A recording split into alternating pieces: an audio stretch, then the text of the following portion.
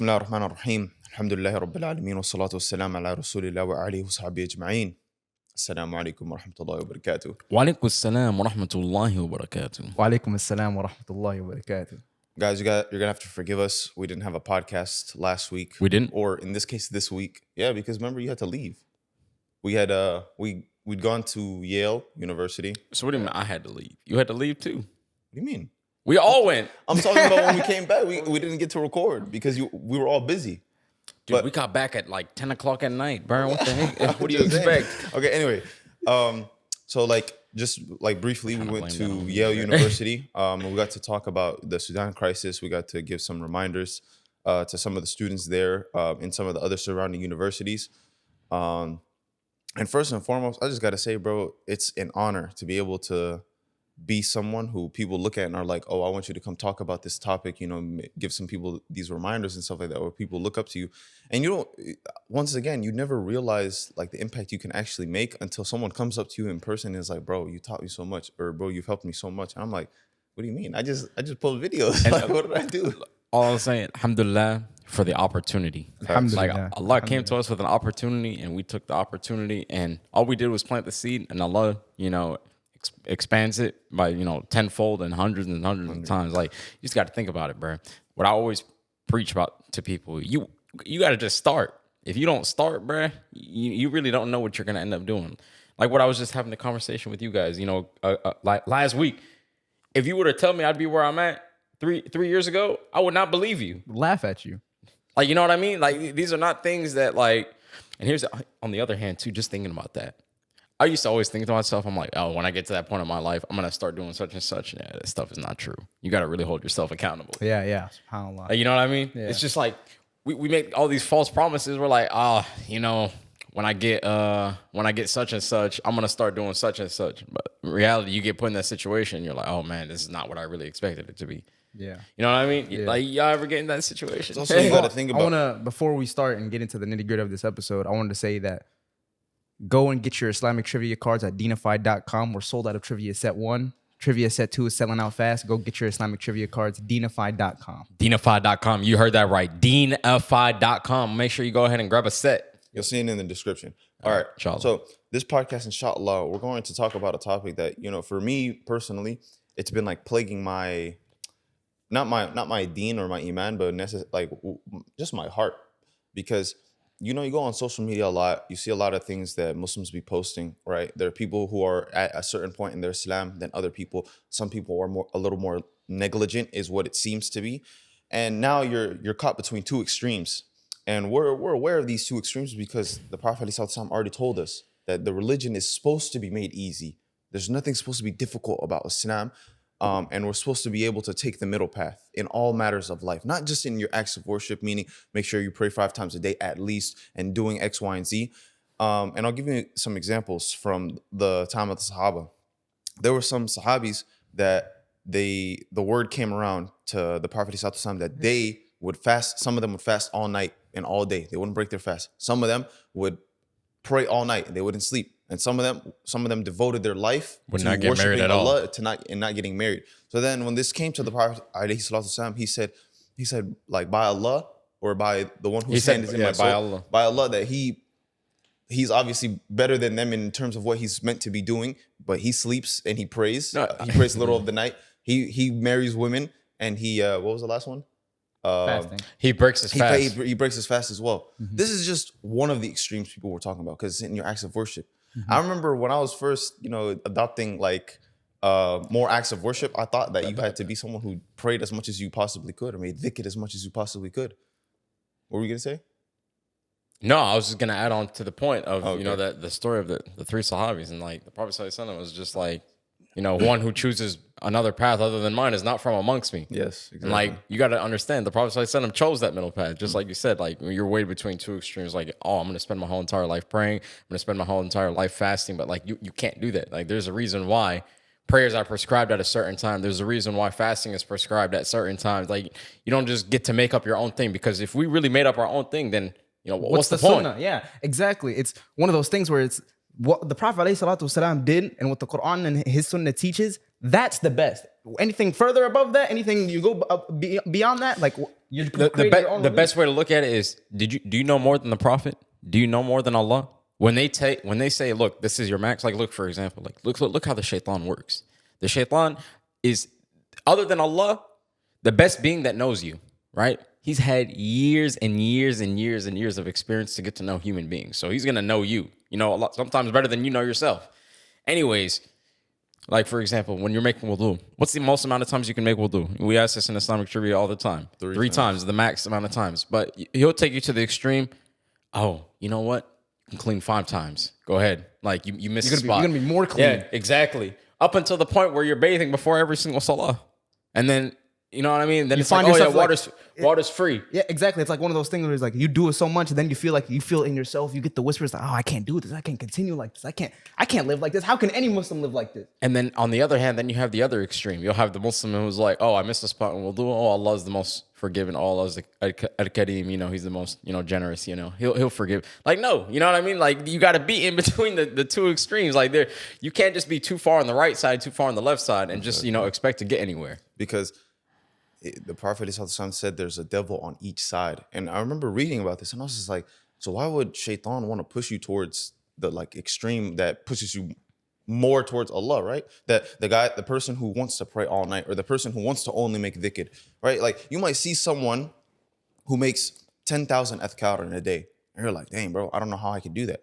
But that's not for you. Right? For you, it's what's sufficient for you and what you're capable of.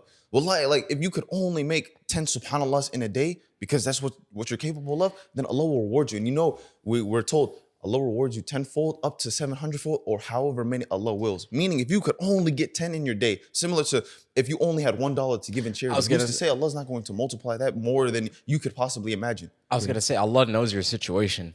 If a millionaire donates $1, yes, it's valuable in the sight of Allah.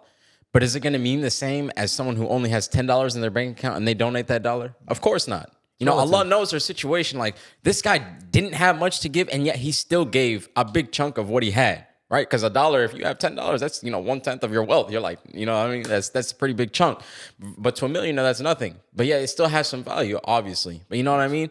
So just like what you said with the subhanallah, is if that's what's sufficient for you and that's what makes your day easy going, and you could still remember Allah and still do the things that you have to do, then what's the issue? I'll give you a very good example of how, like Osman was talking about, Shaytan can trick you into doing too much good to the point where you miss out on something. SubhanAllah. Imagine this scenario. You get up, you say, okay, I'm going to pray all night tonight. You fall asleep, you miss Fajr. Oh, because of how much you were praying. This is something even in Ramadan, I was so conscious of. Because for me, I love going to Fajr in the mosque. I wouldn't, if I prayed for way too long, or if I get if I sleep 2 hours before Fajr, I'm not waking up at all. I'm going to sleep through that alarm. I just knew it. If I sleep 3 hours, I know I'm sleeping. I need my min-max is 4 hours. Then I can wake up and go for Fajr. But I just knew that. And it's like, subhanAllah, sometimes you feel encouraged. You feel like, okay, I'm going to do this. I'm going to be the different. I'm going to do this. I'm going to do this. But it's just then you miss out on the fard. Now you're missing out on the big reward. Mm-hmm. You're missing out on literally what's obligatory upon you. Exactly. And that's what you have to establish first is the obligatory. And when I bring this topic of extremes, it's because on social media, you'll see people post certain types of videos. And while they may seem like a reminder to them, to other people, it feels like a burden. It doesn't resonate as hard because we have to recognize that not everybody's at the Islam that we're at. Right? Not everybody has the deen or the iman that we may possess. Meaning you may have gone further in your journey to get closer to Allah than someone else has. And I've seen even people go as far as to say that there's no such thing as a journey, or hijab is not a journey, prayer is not a journey, or it's not hard to pray. And I'm like, I understand. Once you establish the prayer, alhamdulillah, it shouldn't be hard because you live for with the prayer in life. This is the thing that you have to establish. This is your foundation of life, is to be able to establish the prayer. Once you can do that, then you're not going to see it as a burden or anything like that. That's something you have to do, or I have to leave my job. I have to go take a break, and I'm afraid of what people are going to say or what people are going to think. But for other people, they haven't established that yet. So how are you supposed to be able to give that dawah so that everybody feels included in that? Well, I mean, when you just brought up the prayer, just look how the prayer was revealed. First, it was don't come to prayer, when you're drunk. Then after that, it was don't get drunk at all. It came down periodically. It wasn't you hear one day and then the next day you're all of a sudden you're a changed person. No, it is a progression. And even the Quran acknowledges that when you see the rules and regulations. Wasn't it Aisha radiallahu anha, when she was like, oh, if all the rules and regulations came down, all at the same time, nobody would be able to follow them. No, nobody would have believed. And like even Allah addresses it in the Quran, like the way that the Prophet like alayhi salatu gave da'wah. He said, like, if you weren't lenient, then people would have turned away. Meaning, even for us, if we're someone who establishes the prayer, we're dealing with someone who's struggling to establish the prayer. Or let's say like you rarely ever see them pray. Don't assume that they don't pray out of negligence. I'd rather assume that they're struggling to pray, because then maybe your da'wah will actually affect them positively rather than negatively. Didn't the Prophet ﷺ send two of his companions to Yemen and tell them to be easygoing, with the people, not to come harshly? Because, when you're in a constant state of disagreement, that doesn't do anything for anybody. You know what I mean? Like, be wise. Be wise when you're doing these things. And subhanAllah, this reminds me of a story. I remember they were giving a talk at my masjid, and the sheikh was saying that he was talking about reverts and how you should respect them and understand that they're newly to Islam. First things is the prayer, tawheed, things like that. That's what they should be learning. I remember he said that there was a guy who reverted to Islam. Everyone was going up and shaking his hand, and one guy came up to him and said, "Brother, are you circumcised yet?" I'm like, exactly. What? I'm like, dude, that's not how it is. SubhanAllah. Even look at the way the Quran was revealed. All the verses, like in the beginning of like the Prophet ﷺ in his journey, they're about iman, faith, believing in Allah, the last day, tawheed, all these things. And then because you have to have belief. You have to believe in these things. You have to believe in Allah, and you follow His rules and regulations. Because if you don't believe in it, what's the point of you following it? Exactly. Like, if I don't believe in something, why would I invest my time into it? That's why the middle path is so important, because we may say that religion is easy, but obviously we're the ones who make it hard. Like, there's no one out there in the world who can say anything that's going to change the deen of Islam. It's already been perfected. So Allah will continuously provide for the religion. But you have to remember that once you're given this guidance, right, and you feel a love towards Islam, you're also a representative of this religion. You're also a representative of Allah subhanahu wa ta'ala. Because Allah says that He could have given everyone their guidance, but He didn't. He gave you some guidance so that you could possibly spread it to someone else. And through you, Allah may give someone else guidance. Or you may be an example for other people. I'll give you an example of this. SubhanAllah. I remember this was a year ago. During Ramadan, I would go to the masjid, and they would be doing, like, the people that were doing ihtikaf, this is in the last 10 nights, they would be praying qiyam, right? I saw a guy, and SubhanAllah, he introduced himself to me after this. I saw a guy, I saw him at Tarawih. He prayed all 20 of Tarawih. I saw him at the Qiyam. He prayed every single rak'ah of Qiyam. After everyone went to go eat suhoor, I saw him. He stayed and he prayed.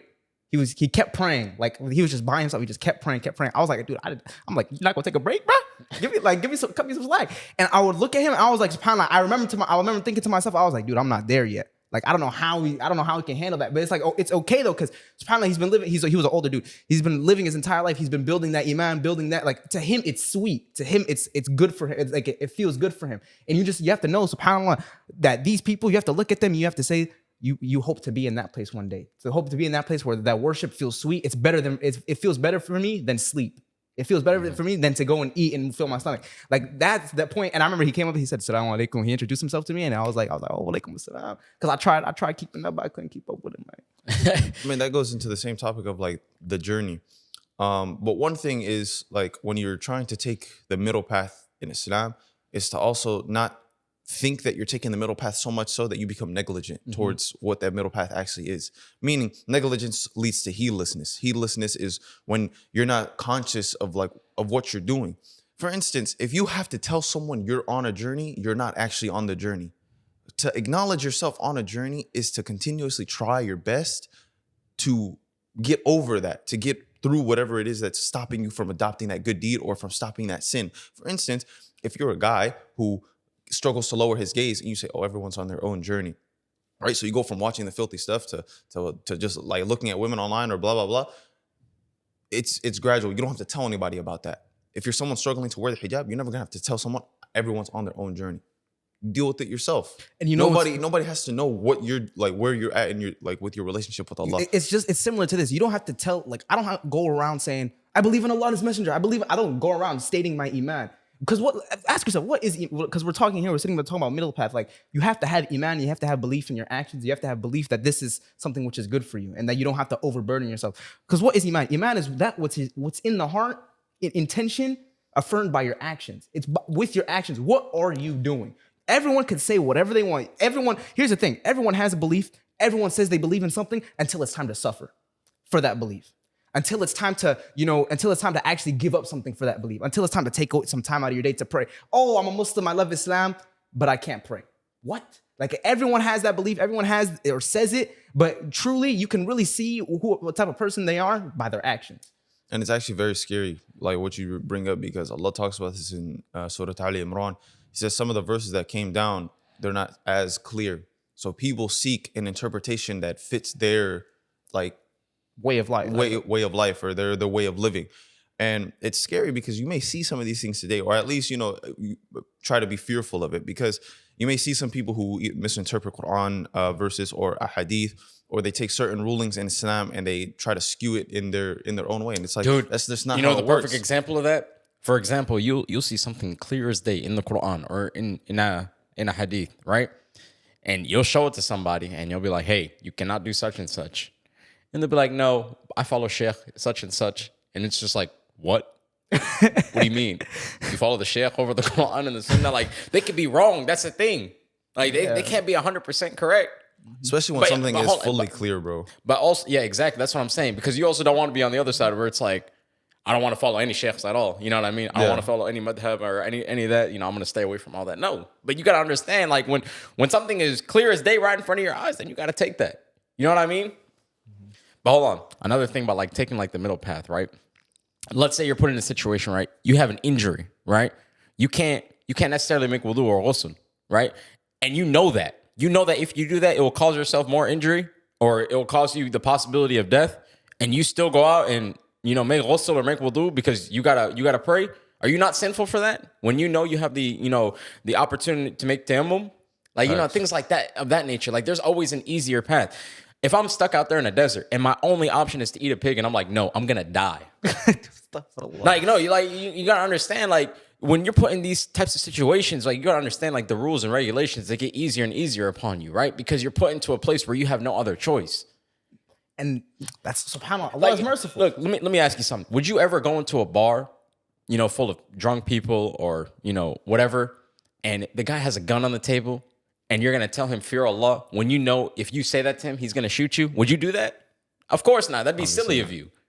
You know what I mean? Like you're not, you're putting yourself in a situation where it's just like, that's not the correct way of going about things. You don't go to a nightclub saying, "Oh, I'm here to do da'wah." Are you serious? Like, you know what I mean? Like things of that nature. It's just like when we talked about charity earlier, like giving in sadaqah, you don't give your whole bank account because you're like, "Oh, Allah's gonna multiply for me or Allah's gonna provide for me." No, you give what you're capable of because you still have responsibilities. You still have a family. You still have people to provide for. You have yourself to provide for. So you don't give all of your wealth up because Allah loves sadaqah.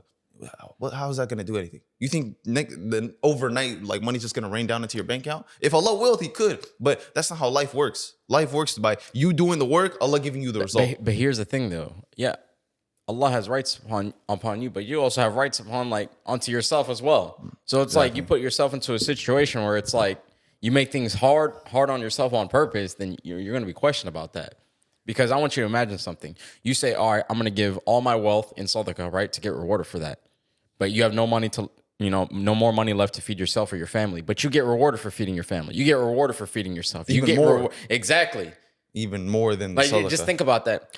Like, I don't want to use this type of example, but just so I can paint the picture, right? So you use this example lightly. You're picking up the pennies and watching the millions fly by right behind you. Like that's the best way to look at it, right? I mean, I'm not gonna say it's the best way to look, but just so you get that image in your head, like you're putting all your effort into something where it's like you have bigger opportunities right behind you, where it's like it's easier upon you, right? But you're forgetting Allah loves the responsibilities that He's made more obligatory upon you, right? Like being dutiful to your parents, or taking care of yourself and taking care of your family, rather than going out and giving in sadaqah. Because why would you give out to other people when you have family who needs your help too, right? Like it doesn't make any sense. And also, let's talk about this, like going to the further extreme, the far right. If you want to go to the far right, those are certain people. You may be able to live in a certain way of Islam that you're at right now, but it doesn't mean that you impose it on other people. La ikraha fi deen. That means there's no compulsion in any aspect of the religion for the non-Muslims and for the Muslims. You don't impose your deen onto someone else. The deen is one deen and it's perfect. The rulings are perfect. Everything is perfect. And they should be known to the people, but it shouldn't be imposed on them. If you force someone to do something, or you push them towards it out of guilt or fear, they're not going to be doing it for the right reasons.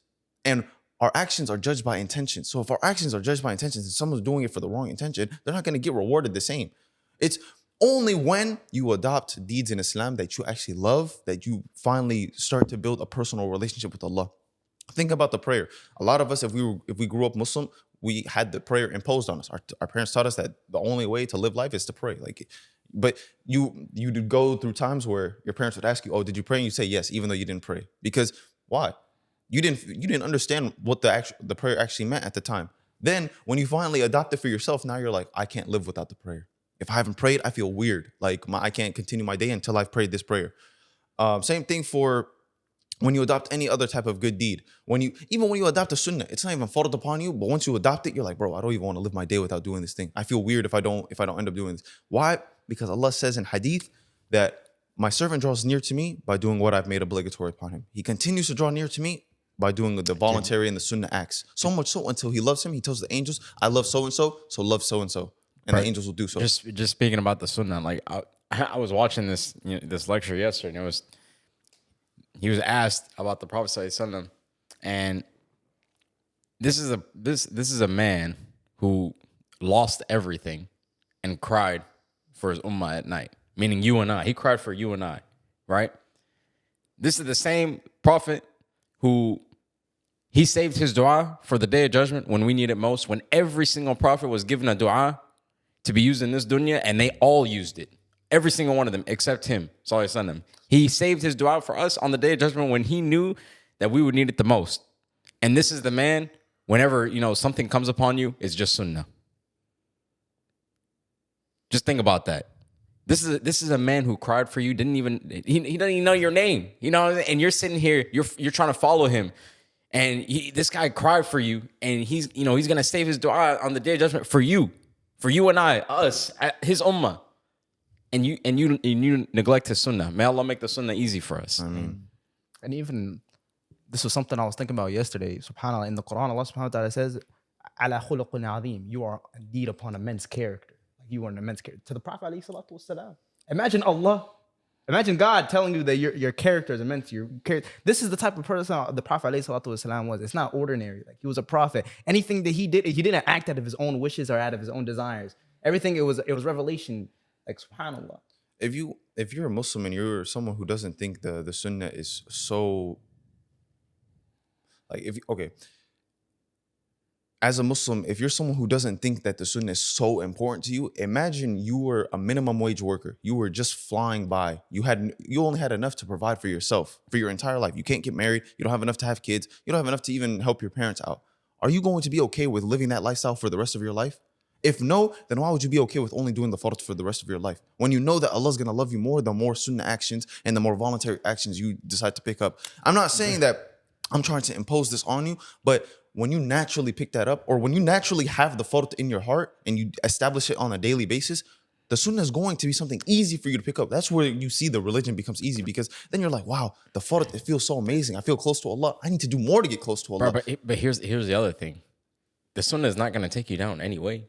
It's only going to make you better. Yeah. Like, for example, like when we go and we brush our teeth, you know what I mean? And we're trying to apply the sunnah, and it's just like, dude, or when we clean ourselves up after using the restroom, like, things of that nature. Like things that we wouldn't, think twice about as Muslims, and then you look at other people, you're just like, dude, are you serious right now? You're going to make fun of me because, I like to keep clean. I like to do, certain things that are going to make me better. Like, I want you to imagine that one sunnah prayer that you prayed. Like that was the distinction between you going to the hellfire and you going to paradise. Right? Because here's the thing. Sometimes our fard prayers, they're not perfect. We lose concentration, or we may be late, or might have overslept for Fajr, or whatever it may be, whatever the case may be. But because you prayed that sunnah prayer, because Allah will look at that on the day of judgment. When after your prayers, He's going to look at your sunnah prayers. See, like, where you can make up from, right? Because our prayers are not going to be perfect. Like, just think about that. Like, always understand, you could be 2 rak'ahs away just from entering paradise. Just 2 more, you know what I mean? It's just like, dude, I had that mindset during like Ramadan with Tarawih. I was like, dude, like, should I just end here? And I'm just like, dude, nah, just 2 more, just 2 more. All the way up to the point where it's just like, yeah, man, just finish the whole Tarawih prayer. Right? As if you prayed the whole night, right? Yeah, exactly, bro. Bro,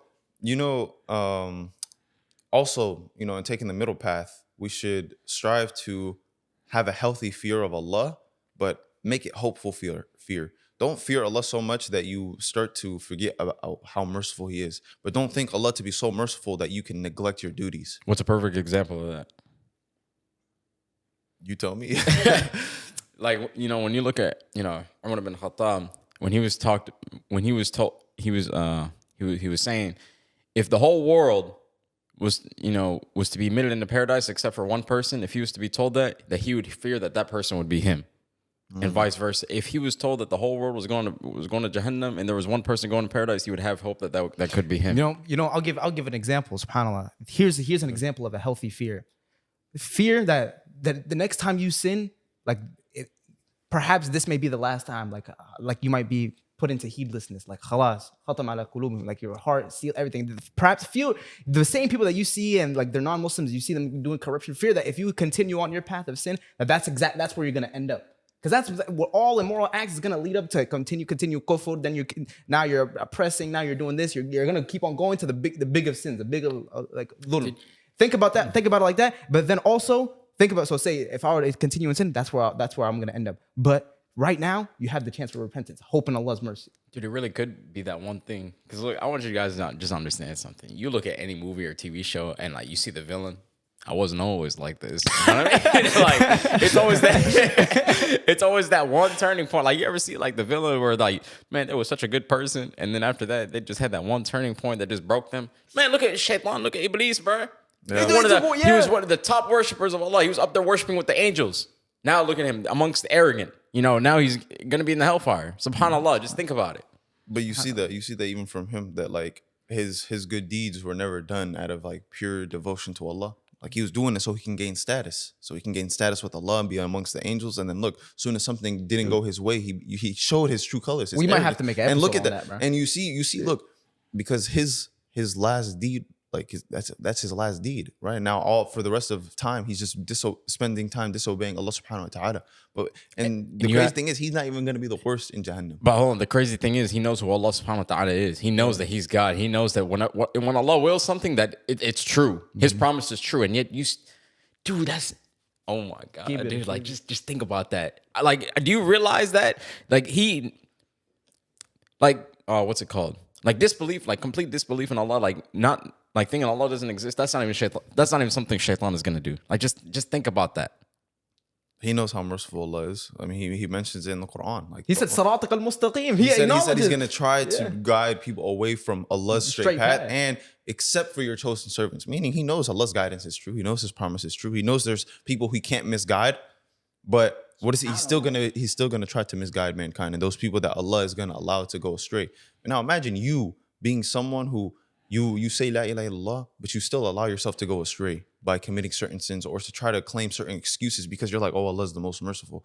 Don't ever say like, oh, you can continue in a certain way because you think Allah is the most merciful. Because look, Allah is what you think of Him, but if you think Allah to be someone who's just gonna have mercy on you while you continue to disobey Him, it's not gonna work, bro. Trust me. Because if that's who you are, now you're gonna be amongst the heedless. Exactly. It's like define yourself right now. You think you can play God? Yeah, you think you can disrespect God? You think because at the end of the day, it's by action. You're gonna be defined by action. On the day of judgment, your currency is going to be action. What did you do? What did you do? Every single day you're sinning. Every single day you're doing this. Every single day you're disobeying Allah subhanahu wa ta'ala. Every single day you're not praying. Then what are you? Yeah, because a Muslim is someone who prays. A Muslim is someone who obeys God. A Muslim is someone who stays on the straight path. Like, then what are you at this point? Bro, if you're someone, look, the reason why you have to have a fear of Allah and fear of His punishment, fear of being taken away from Him, fear of becoming a hypocrite or even a disbeliever is because it keeps you humble. That's why I say hopeful fear, because as much fear as you have way more hope in His mercy and His love and in His compassion, because His mercy precedes His wrath. Meaning, the default of Allah when you've sinned and you've sought forgiveness is to forgive you. It's not to punish you. Allah will always forgive you if you seek that forgiveness.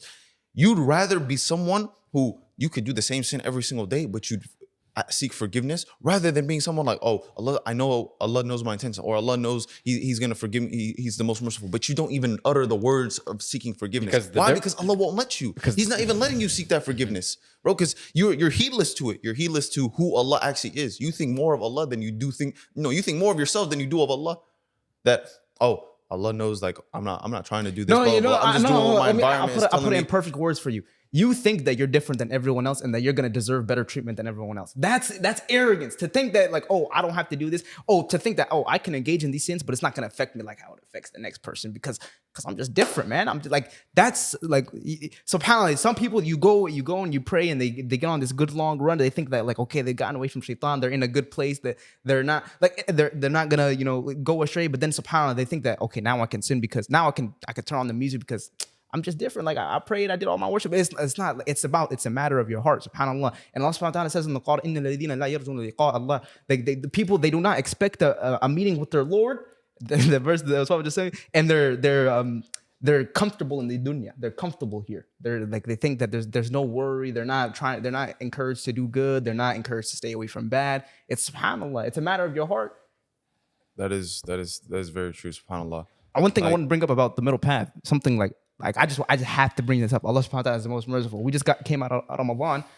Yurid Allahu bikum al-yusra. Allah subhanahu wa ta'ala wills for you easiness. Shahru Ramadan. Allah subhanahu wa ta'ala tells us to fast in Ramadan, but if you guys were traveling or you guys are going through hardship, then you can save it for another time. You don't have to fast it. You can heedlessness. You can do that. And Allah subhanahu wa ta'ala, you read like He wills for you like easiness, goodness. And Allah subhanahu wa ta'ala says, Yurid Allah and yukhaffif ankum. Allah subhanahu wa ta'ala, it is His will to lighten your burdens. When you're traveling, you can shorten your prayers. You travel, you can shorten your prayers. It's like all these things. Like this is the dua of the evidence. traveler is never rejected. Yeah, this is the evidence in the Quran, subhanAllah, that like Allah subhanahu wa ta'ala is merciful, and it's like ultimately comes down to your belief, matter of your heart and your actions. Take that middle path and do not overburden yourself. And you got to take a moment, step back and analyze, what were you doing in your life? What are you doing in your life? Trust this. If Allah tells you He's a perpetual forgiver, and He tells you, He says in Hadith, He says, "O son of Adam, if you were to sin against me, but you were to seek forgiveness, I will forgive you and I will not mind." Then He says, if you were to come with sins as high as the sky or an earth full of sins, but you came associating no partner with me, I will forgive you with as much forgiveness. Meaning, if you came with the earth full of sins, but you didn't associate partners with Allah, you sought forgiveness, Allah would meet you with that same forgiveness. And what did the Prophet ﷺ said? The person who commits a sin and repents from it is as if he never committed that sin. And that's good, man. we see all these types of deeds that we can do where Allah will just forgive you. See, saying astaghfirullah, it doesn't take away from who you are. It just recognizes that you are not the one who forgives. La yaghfiru dhunuba illa anta ya Allah. Like, no, who forgives sins except for Allah. Nobody can forgive except for Allah. And it's like, who gives that, that reformation? Like, if you want to truly change your life, who you're gonna go and call upon God. And you missing one very big important thing. He'll convert your bad deeds into good deeds. Subhanallah. Subhanallah.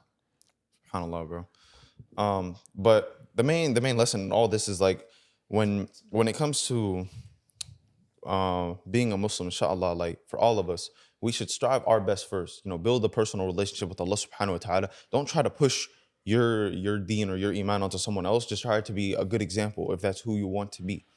Don't try to go too far right or too far left. Like, be afraid of becoming heedless, and be afraid of also becoming too morally strict or judgmental, or someone who the people can't stand. Like, if people can't stand you as a Muslim, then you're doing something wrong. I promise you that. Because if the Prophet ﷺ was the most beloved human being and the most beloved creation to Allah, everybody loved to be around him. Even non-Muslims will come around and be like, "But there's something about this guy." They even acknowledge it. Like, even his enemies acknowledge that this guy, he's a truthful person. Yeah, there's something about this guy. Like, I remember seeing all these different types of stories of people encountering him and be like, something special about him. Like, even though they didn't believe in his prophet. He was a prophet. He was a prophet. He's a prophet, yeah. But to us, to those people who were non-believers, they didn't believe that. They believed there was something about him. All they had from him was his character. Yeah, exactly. So we should all strive for one, to have that relationship with Allah, but then two, to be good with His creation, to be good with the people that Allah subhanahu wa ta'ala. Because imagine you're a Muslim and you're imposing certain things and you're being harsh with someone, you're judging someone that Allah loves.